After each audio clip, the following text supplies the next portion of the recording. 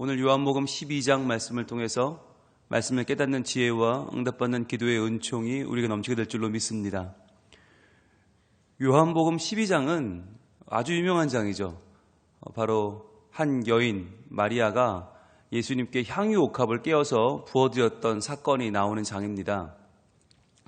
여러분, 상상을 해봐도, 오늘 본문만 읽어봐도 우리는 참 이 향긋한 느낌을 얻습니다. 여인의 향유가 온전히 깨어져서 부어지고 예수님의 온몸에 그 향유가 흐르고 참 그 분위기가 얼마나 부드러워 보이고 행복해 보입니까? 그런데 여러분, 이 장면은 사실 이 분위기를 우리가 알고 보면 그렇게 향긋하거나 부드러운 장면만이 아닙니다.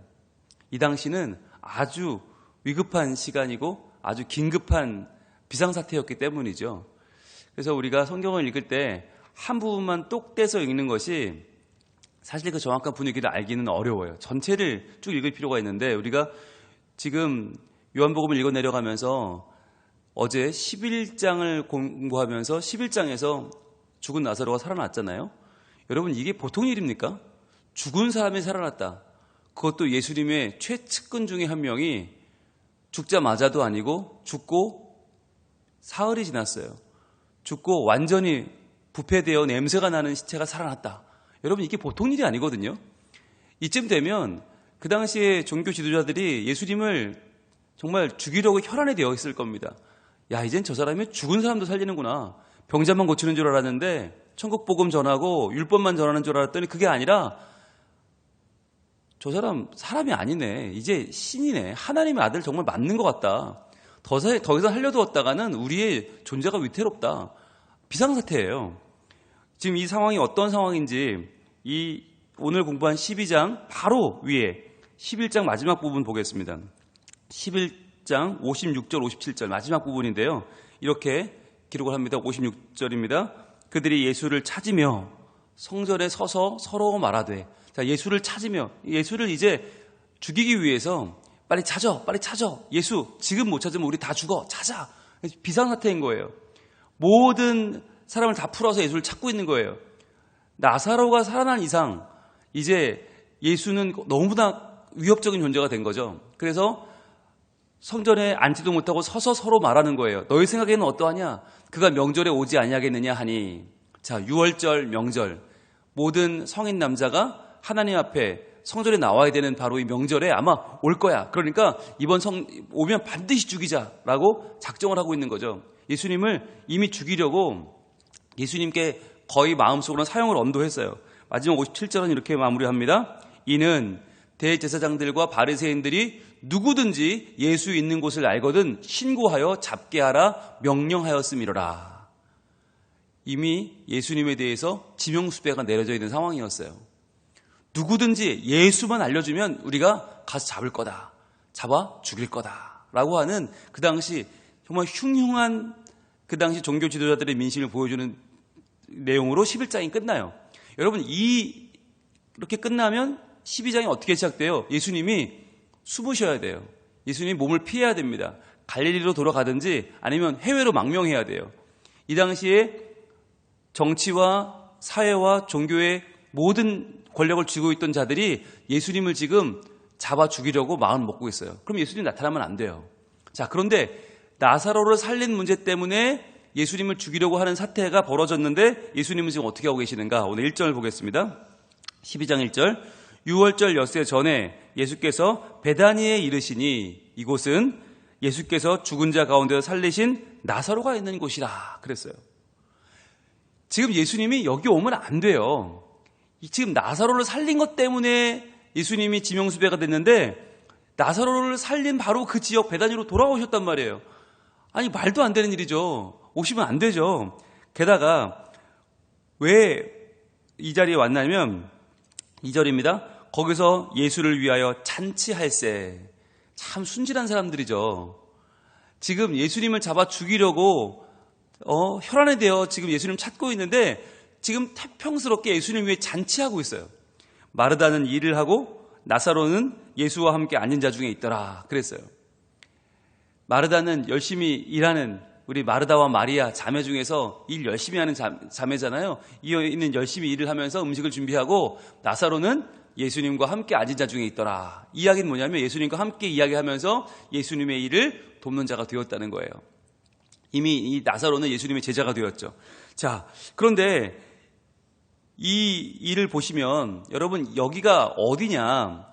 마태와 마가가 이 집이 누구네 집인지를 밝혀주고 있는데 누구네 집이냐면 바로 나병 환자 시몬의 집이에요. 여러분 그러면 예수님이 왜 이 급박한 상황의 비상사태에 배단이 나타나셨을까? 왜 나사로를 만나러 왜 문둥이 시몬의 집에 나병 환자 시몬의 집에 오셨을까? 여러분 이게 메시지인 거예요. 하나의 메시지. 무슨 메시지냐? 노란색으로 들고 표시합니다. 1절에 6월절 엿새 전에 그랬죠. 6월절 엿새 전에 이렇게 시작해요. 예수님이 십자가에 죽으시는 날이 6월절입니다. 6월절 어린 양으로 오시는 예수님께서 모든 죄를 대속하고 죽으시는 날이 6월절이에요. 딱 엿새 전이면 일주일도 안 남았어요. 일주일도 안 남은 날이에요. 예수님이 이제 곧 내가 십자가를 집니다. 그렇다면 오늘에 여기 나타나신 이유는 뭐냐? 예수님께서 나사로를 살리셨잖아요. 그죠? 예수님이 살리신 나사로를 살려놓고 끝이 아니란 말이에요. 내가 너를 살렸으니까 너 알아서 살아가 아니라 살리신 나사로를 예수님이 어떻게 하실 것인가? 그걸 예수님이 보여주려고 오신 거예요. 이거를 오늘날 2000년이 지난 우리에게 적용하면 우리가 예수님께 구원받았잖아요. 구원받은 우리를 그럼 예수님 버려두시는가? 아니라는 거죠. 우리를 끝까지 붙잡아 주시는데 어떻게 우리를 붙잡으셔서 어떻게 우리를 영원한 생명가로 인도하시는가를 보여주는 본문이 오늘 본문인 거예요. 그러면서 이 나병 환자 시몬의 집에 오셨다는 것은 여러분 여기서 나병 환자 집에 들어가면 안 돼요. 부정한 집에 들어가면 안 되니까 아마 이 사람은 치료받은 사람이겠죠. 예수님께 나음을 얻은 사람이겠죠.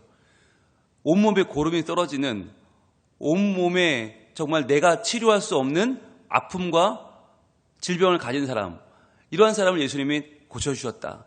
그 집에 예수님이 나타나셨다. 거기에는 죽었다가 살아난 나사로가 있었다. 이것은 뭘 보여주는 거냐면 예수님께서 이제 엿새 후에 하실 일이 무슨 일인가를 보여주는 거죠.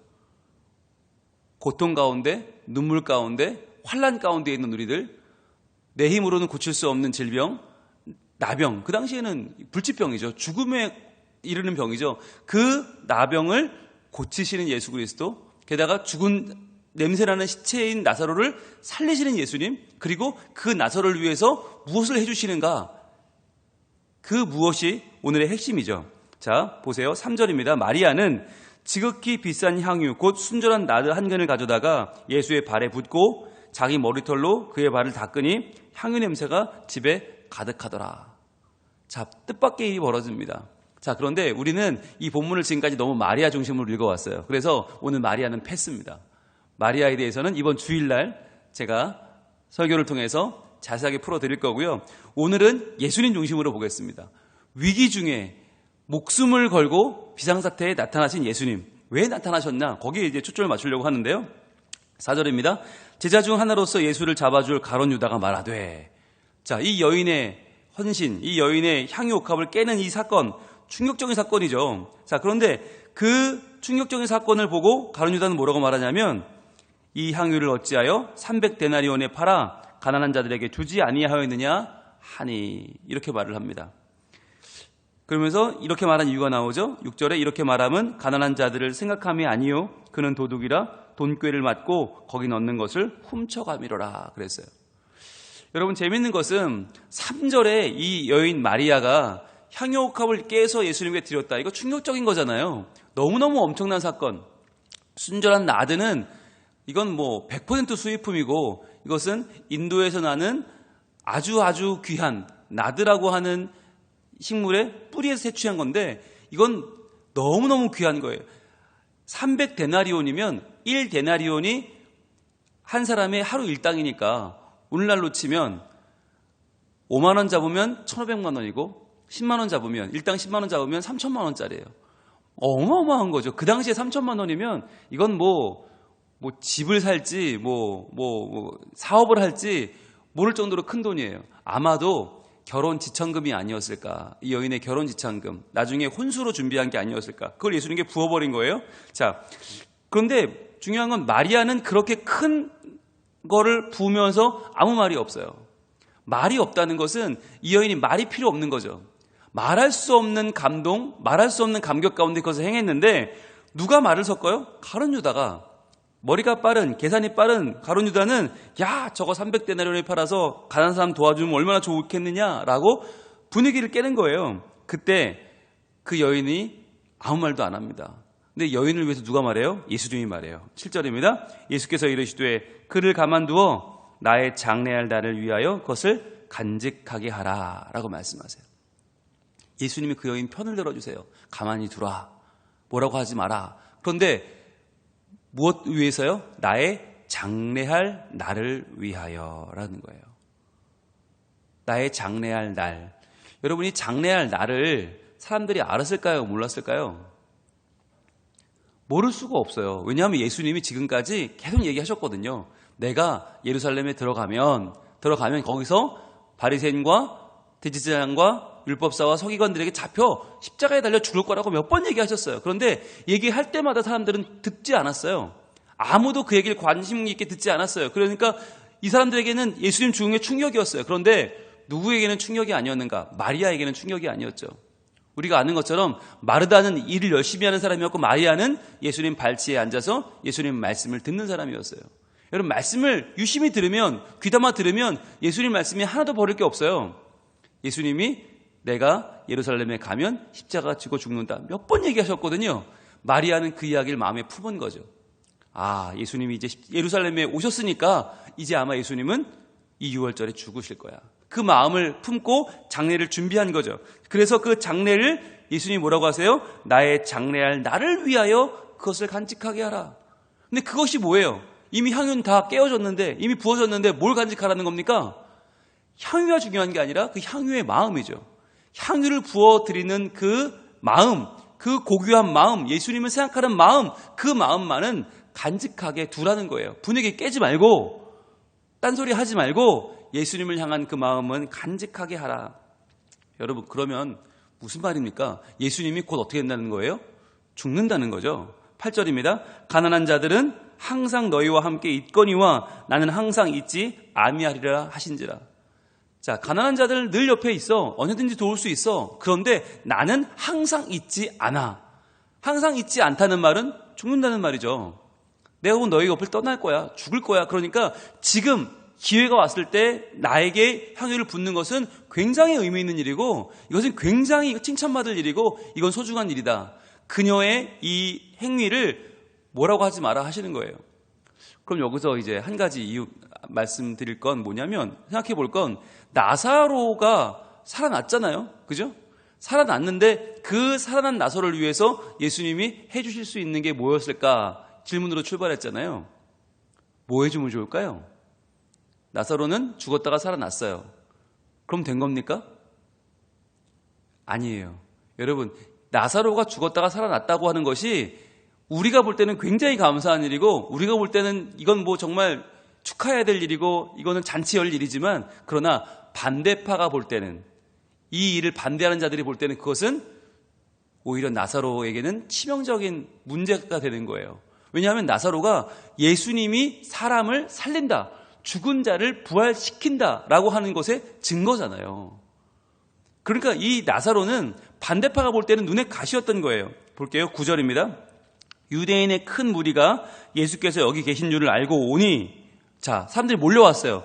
이전에 왜 몰려왔어요? 예수님 보러 몰려왔어요. 예수님께 치료받고 예수님께 기적 보러 왔는데 이는 예수만 보기 위함이 아니요 죽은 자 가운데서 살리신 나사로도 보려 함이로라. 이제는요, 예수님만큼 누가 유명해졌나? 죽었다가 살아난 나사로가 유명해졌단 말이에요. 나사로가 예수님의 능력의 증인이에요. 예수님이 하나님의 아들인 증인이 뭐냐? 나사로예요. 죽었다가 살아난 나사로예요. 자, 그래서 어떻게 됩니까? 10절. 대제사장들이 나사로까지 죽이려고 모의하니. 정말 못된 사람들이죠. 예수님만 죽여서 해결이 안 돼. 왜? 예수님이 살리신 나사로가 있기 때문에 예수님을 죽여도 나사로가 살아나 있으면 나사로가 사람들의 마음을 또 끌어올 거 아니에요. 그러면서 무슨 생각을 하는 거냐면 예수님을 우리가 죽이지 못할 수도 있어. 그렇잖아요. 예수님이 워낙 그 당시에 유명한 사람이고 워낙 사람들이 그를 따르니까 예수님을 못 죽이면 누구를 죽여요? 나사로를 죽이자는 거죠. 그 구원의 행위의 증거인, 증인인 나사로를 죽이자라고 마음을 모은 거죠. 그러면서 11절 나사로 때문에 많은 유대인이 가서 예수를 믿음이로라 이렇게 얘기했어요. 나사로 때문에 많은 유대인들이 예수님을 믿게 되었어요. 여러분, 그래서 이 나사로를 죽이자. 예수를 못 죽이니까 나사로라도 죽이자라고 대제사장들이 지금 모의를 시작했단 말이에요. 여러분, 여기서 그러면 나사로는 한편 얼마나 억울해요. 자기는 죽었다가 예수님이 구해주셨는데, 살려주셨는데, 살아났는데 세상의 미움을 받고 자기가 사람들의 표적이 되었단 말이죠. 얼마나 억울해요. 그러면 예수님이 해줄 수 있는 게 뭐겠어요? 예수님이 해줄 수 있는 것은 그를 위해서 죽는 것이죠. 예수님이 살아계시면 나사로가 표적이 되니까. 예수님이 살아계시면 나사로가 미움을 사고 나사로가 증인을 없애는, 증거를 없애는 차원에서 계속적으로 나사로를 죽일 모의가 시작될 테니까 예수님이 선택하신 것은 나사로를 살리기 위해서 내가 죽겠다는 거였어요. 너희들의 목적은 내가 아니냐? 너희들이 죽이려는 건 내가 아니냐? 너희들이 미워하는 건 내가 아니냐? 내가 죽어서 나사로를 살리겠다. 여러분, 이것이 우리가 볼 때는 이해가 안 되죠. 아니, 예수님이 훨씬 더 중요하지. 나사로가 뭐라고? 나사로 하나 때문에 예수님이 죽어야 되는가? 여러분, 그런데 그게 예수님이 오신 이유예요. 예수님이 오신 이유가 뭐예요? 여러분, 향유 300데나리온짜리 3천만 원짜리 4천만 원짜리 향유를 부어드려도 아깝지 않은 이유가 뭐예요? 예수님이 그 일을 먼저 하셨어요. 우리에게. 예수님이 아무것도 아닌 나사로를 위해서 죽어주셨고, 아무것도 아닌 나를 위해서 죽어주셨고, 아무것도 아닌 우리를 위해서 십자가에 달려 죽으셨단 말이죠. 예수님이 해주신 일은 바로 예수님이 살리신 우리들이 이 세상 가운데에서 세상을 다시 한번 하나님의 뜻으로 뒤집어 엎고 세상을 만들어가는, 세상을 하나님 뜻으로 변화시켜 나가는 하나님의 사람들로 살아가기 위해서 예수님은 우리를 위해 자신의 몸을 내어주신 거죠. 그래서 예수님이 내가 죽고 내가 장래할 날이 되고 너희는 살아 하나님의 나라를 만들라고 우리에게 기회를 주시는 것입니다. 그래서 우리가 이 예수님께서 하신 일을 어떻게 보아야 되는가? 고린도 후서로 갑니다. 고린도 후서 5장 15절. 고린도 후서 5장 15절. 자, 이제 예수께서 나사로를 위해서 죽으셨다. 예수님이 다시 살리신 우리를 위해서 죽으셨다. 그러면 이제 그 죽음은 어떤 의미이고 우리는 어떻게 살아야 되는가? 고린도 후서 5장 15절 같이 읽습니다. 시작. 그가 모든 사람을 대신하여 죽으심은 살아있는 자들로 하여금 다시는 그들 자신을 위하여 살지 않고 오직 그들을 대신하여 죽었다가 다시 살아나신 이를 위하여 살게 하려 함이라. 아멘. 그가 모든 사람을 대신하여 죽으심은, 여러분, 모든 사람을 대신해 죽을 수 있는 사람은 세상에 없어요. 예수님밖에 없어요. 오직 예수님은 우리 모두의 죄를 위해서 우리 모두의 죽음을 대신하여 죽었어요.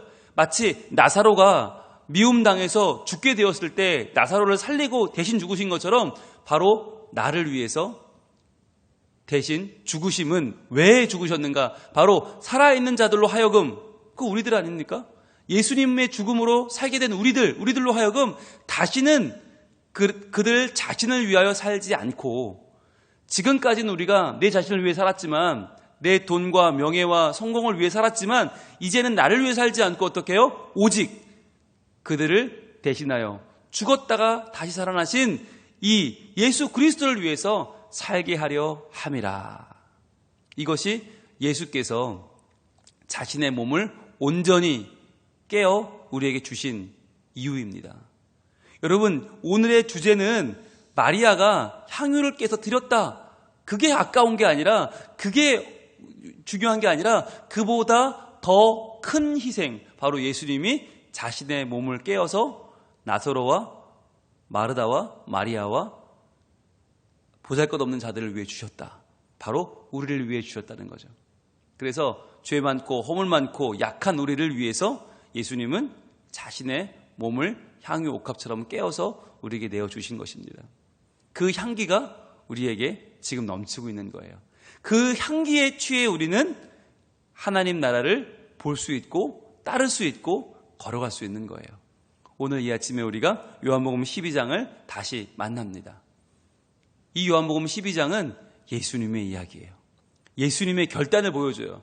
비상사태, 목숨을 건 상황에서 지명수배가 떨어진 상황에서 피하지 않고 잔치자리에 나타나신 예수님. 그래서 죽은 자를 살리시고 나병 환자 고치시고 그들 가운데 그 잔치자리 가운데 거하시면서 그들을 다시 살리기 위해 그들을 영원히 살리기 위해 십자가의 길을 선택하신 예수 그리스도. 우리를 위하여 죽으신 예수님. 그래서 자신의 몸을 깨어 주신 예수님을 위하여 우리는 이제는 우리를 위하여 살지 않고 그 예수님을 높이며 사는 하나님의 사람, 이 땅을 변화시키는 하나님의 손과 발이 되어 살아가는 것, 그것이 바로 우리의 사명인 것입니다. 이 하루를 살면서 우리가 누굴 위하여 살고 있나를 돌아보길 원합니다. 과연 나는 무엇을 위하여 살고 있는가? 과연 나는 무엇을 위하여 전심전력하고 있는가? 나를 위한 것인가? 아니면 나를 위해 죽었다가 다시 살아나신 오직 한 분 예수 그리스도를 위한 것인가? 여러분, 이 하루의 의미가, 목적이 바뀌고 새로워져서 우리 삶의 가치가 바뀌는 이 복된 삶이 되기를 우리 하나님 원하고 계십니다. 기도하겠습니다. 오 하나님, 오늘 이 본문 예수님께 향유옥합을 깨어서 부어드린 여인의 이야기는 너무나 유명합니다. 그러나 이 여인보다 더 중요한 것은 그 자리에 기꺼이 함께해 주신 예수님이 아닙니까? 그 위기 속에서, 그 두려움 속에서, 그 비상사태 가운데에서 그들에게 자신의 몸을 내어주셨던 예수님. 그래서 다시 살아나신 그 예수 그리스도의 능력과 죽었다가 부활하시고 그들을 온전히 살리신 예수님의 온전한 사랑을 우리는 오늘 본문을 통해서 발견합니다. 대신 미움 사서 죽게 된 나사로를 죽이자는 모의가 시작되었을 때 그 나사로를 살리기 위하여 자신의 몸을 내어주셨던 예수님, 바로 그 예수님이 오늘날 지금 죄 많고 허물 많은 나를 위하여 십자가를 향하여 가고 계십니다. 그 예수님을 우리가 마음으로 믿고 의지하고 이제는 나를 위하여 살지 말고 나를 위하여 죽으신 예수님을 위하여 사는 거룩한 삶을 사는 하나님의 자녀들이 다 되게 하여 주시옵소서. 오늘 하루를 살 때 예수 그리스도를 위해 살게 하시고 예수님의 뜻이 내 삶 가운데 이루어지게 하시고 내 것을 바라보며 기뻐하며 감사하며 찬양하면서 오직 하나님의 영광을 위하여 오늘 우리의 삶을 던져 매진하는 하나님의 자녀들이 되게 하여 주시옵소서. 예수님 이름으로 기도합니다. 아멘.